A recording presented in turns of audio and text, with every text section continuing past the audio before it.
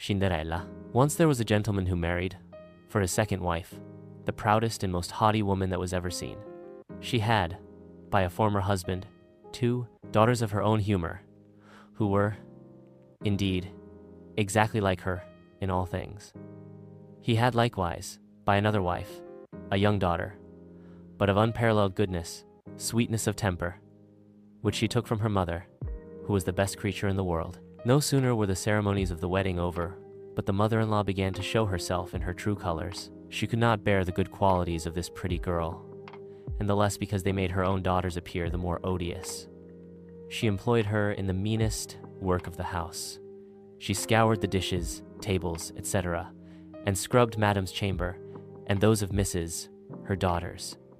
She lay up in a sorry garret, upon a wretched straw bed, while her sisters lay in fine rooms, with floors all inlaid, upon beds of the very newest fashion, and where they had looking-glasses so large that they might see themselves at their full length from head to foot. The poor girl bore all patiently, and dared not tell her father, who would have rattled her off, for his wife governed him entirely. When she had done her work, she used to go into the chimney corner and sit down among cinders and ashes, which made her commonly be called Cinderwench. But the youngest, who was not so rude and uncivil as the eldest, called her Cinderella. However, Cinderella, notwithstanding her mean apparel, was 100 times handsomer than her sisters, though they were always dressed very richly. That the king's son gave a ball, and invited all persons of fashion to it. Our young misses were also invited, for they cut a very grand figure among the quality. They were mightily delighted at this invitation, and wonderfully busy in choosing out such gowns, petticoats, and head-clothes as might become them. This was a new trouble to Cinderella, for it was she who ironed her sisters' linen, and plaited their ruffles. They talked all day long of nothing but how they should be dressed. "For my part," said the eldest, "I will wear my red velvet suit with French trimming." "And I," said the youngest, "shall have my usual petticoat.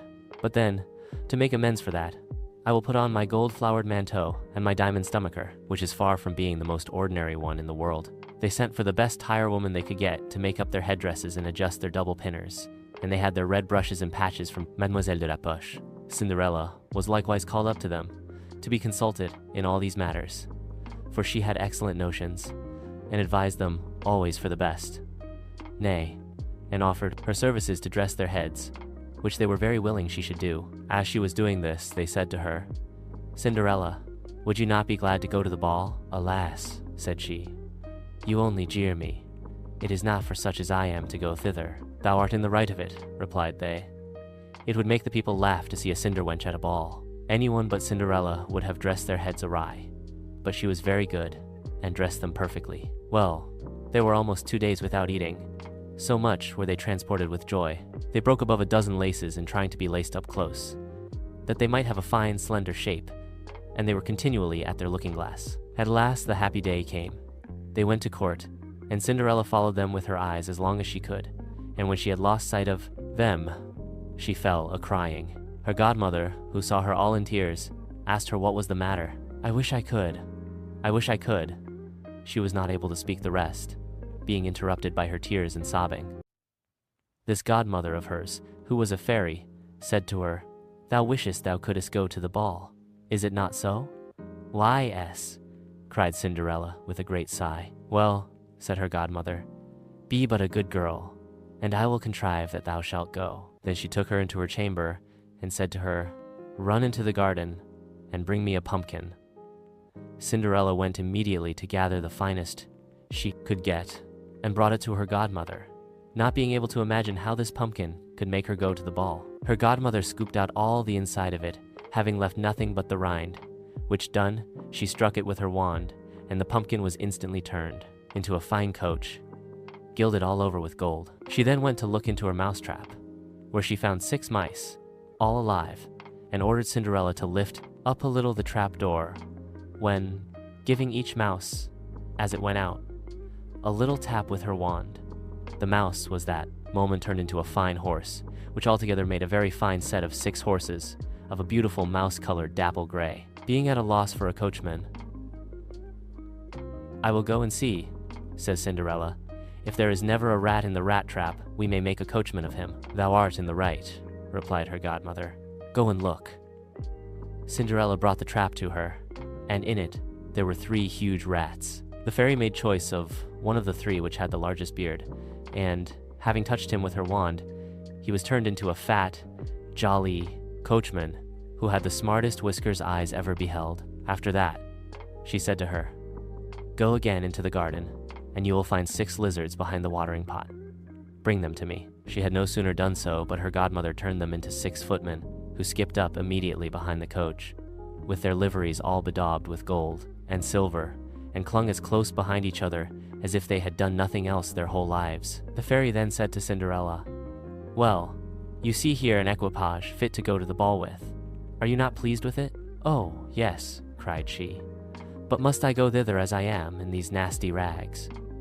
Her godmother only just touched her with her wand, and, at the same instant, her clothes were turned into cloth of gold and silver, all beset with jewels. This done, she gave her a pair of glass slippers, the prettiest in the whole world. Being thus decked out, she got up into her coach. But her godmother, above all things, commanded her not to stay till after midnight, telling her, at the same time, that if she stayed one moment longer, the coach would be a pumpkin again. Her horses, mice, her coachman a rat, her footmen lizards, and her clothes become just as they were before.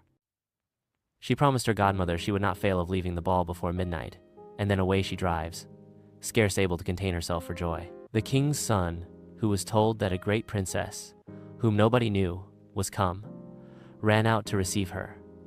He gave her his hand as she alighted out of the coach, and led her into the ball. Among all the company, there was immediately a profound silence. They left off dancing, and the violins ceased to play. So attentive was everyone to contemplate the singular beauties of the unknown newcomer. Nothing was then heard but a confused noise of, "Ha, how handsome she is! Ha, how handsome she is!" The king himself, old as he was, could not help watching her, and telling the queen softly that it was a long time since he had seen so beautiful and lovely a creature. All the ladies were busied in considering her clothes and headdress, that they might have some made next day after the same pattern, provided they could meet with such fine material and as able hands to make them. The king's son conducted her to the most honorable seat, and afterward took her out to dance with him. She danced so very gracefully that they all more and more admired her. A fine collation was served up, whereof the young prince ate not a morsel, so intently was he busied in gazing on her. She went and sat down by her sisters, showing them 1,000 civilities, giving them part of the oranges and citrons which the prince had presented her with, which very much surprised them, for they did not know her. While Cinderella was thus amusing her sisters, she heard the clock strike 11 3/4, whereupon she immediately made a courtesy to the company and hasted away as fast as she could. When she got home, she ran to seek out her godmother, and, after having thanked her, she said she could not but heartily wish she might go next day to the ball, because the king's son had desired her. As she was eagerly telling her godmother whatever had passed at the ball, her 2 sisters knocked at the door, which Cinderella ran and opened. "How long you have stayed!" cried she, gaping, rubbing her eyes, and stretching herself as if she had been just waked out of her sleep. She had not, however, any manner of inclination to sleep since they went from home. "If thou hadst been at the ball," said one of her sisters, "thou wouldst not have been tired with it. There came thither the finest princess, the most beautiful ever was seen with mortal eyes.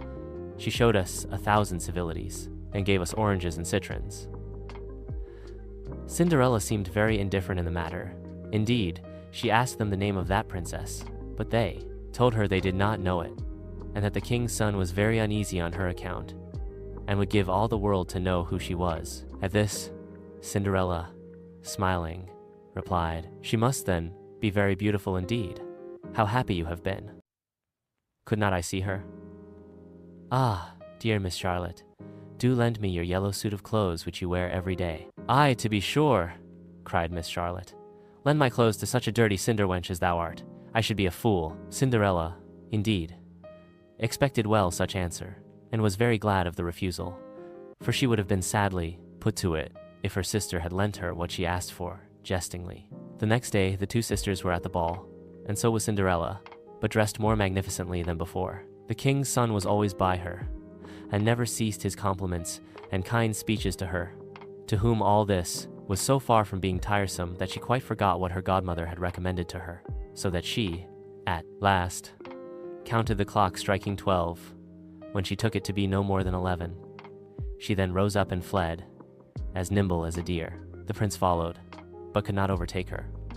She left behind one of her glass slippers, which the prince took up most carefully. She got home but quite out of breath, and in her nasty old clothes, having nothing left her of all her finery but one of the little slippers, fellow to that she dropped. The guards at the palace gate were asked if they had not seen a princess go out, who said they had seen nobody go out but a young girl, very meanly dressed, and who had more the air of a poor country wench than a gentlewoman. When the two sisters returned from the ball, Cinderella asked them if they had been well diverted, and if the fine lady had been there. They told her yes, but that she hurried away immediately when it struck 12, and with so much haste that she dropped one of her little glass slippers, the prettiest in the world, which the king's son had taken up, that he had done nothing but look at her all the time, at the ball, and that most certainly he was very much in love with the beautiful person who owned the glass slipper. What they said was very true, for a few days after the king's son caused it to be proclaimed, by sound of trumpet, that he would marry her whose foot the slipper would just fit. They whom he employed began to try it upon the princesses, then the duchesses, and all the court, but in vain. It was brought to the two sisters, who did all they possibly could to thrust their foot into the slipper, but they could not effect it. Cinderella, who saw all this, and knew her slipper, said to them, laughing, "Let me see if it will not fit me." Her sisters burst out a-laughing, and began to banter her. The gentleman who was sent to try the slipper looked earnestly at Cinderella, and, finding her very handsome, said it was but just that she should try, and that he had orders to let everyone make trial. He obliged Cinderella to sit down, and, putting the slipper to her foot, he found it went on very easily, and fitted her as if it had been made of wax. The astonishment her two sisters were in was excessively great, but still abundantly greater when Cinderella pulled out of her pocket the other slipper and put it on her foot. Thereupon, in came her godmother, who, having touched with her wand Cinderella's clothes, made them richer and more magnificent than any of those she had before. And now her two sisters found her to be that fine, beautiful lady whom they had seen at the ball. They threw themselves at her feet to beg pardon for all the ill treatment they had made her undergo. Cinderella took them up, and, as she embraced them, cried that she forgave them with all her heart, and desired them always to love her. She was conducted to the young prince, dressed as she was. He thought her more charming than ever, and, a few days after, married her. Cinderella, who was no less good than beautiful, gave her two sisters lodgings in the palace, and that very same day matched them with two great lords of the court. As the evening went on, Cinderella and the prince became more engrossed in each other's company. The prince was smitten by her charm and beauty. Cinderella had never been happier. Suddenly, she heard dong, dong. It was the clock that was about to strike 12. She looked up at the big royal clock at the palace, and found that it was almost midnight. She screamed, "Oh, it is almost midnight." She told the prince that she couldn't stay longer. She said, "I must go now." The prince couldn't hear Cinderella as the clock was loud enough. Cinderella bid him goodbye and ran down the stairs in a hurry. As she was hurrying down the stairs, one of her glass slippers came off her feet, but she didn't stop to pick it up and left the palace. The magic spell had started to wear off. The prince followed her to the stairs. "I don't even know your name," he called out to her, but she didn't turn back and seemed to have vanished into thin air. In her carriage, the prince found her glass slipper on the stairs. He realized that it was a special glass slipper that could only fit Cinderella's foot. So the next day, he started to look for the other slipper. He went from one house to another and tried to find the right fit for the glass slipper. All the young ladies were trying to wear the glass slipper, but it didn't fit any of them. Finally, the prince arrived at Cinderella's house. Lady Tremain's daughters were all ready to try the glass slipper, but it didn't fit their feet. The prince asked if there was any other young lady in the house. Though they refused to tell the prince about Cinderella, he found her working in the house. He got down on his knee and insisted she tried the glass slipper. It was a perfect fit for Cinderella's foot. The prince was overjoyed to have found his love. He didn't care about the cinders on her hair, but looked into her eyes. "I found you," he said, and took Cinderella off with him. Lady Tremaine and her two daughters grew red with anger, and Cinderella's friends Gus and Jack rejoiced. The prince married Cinderella, and they lived happily ever after in the palace. Cinderella's story moral: good people are always rewarded at the right time. In this Princess Cinderella story, Cinderella has always been good despite the difficulties she faced. The prince found her though she had cinders all over her dress and hair. He fell in love with her innocence and goodness. Cinderella's miserable days came to an end. She got married to the prince, and they lived happily ever after.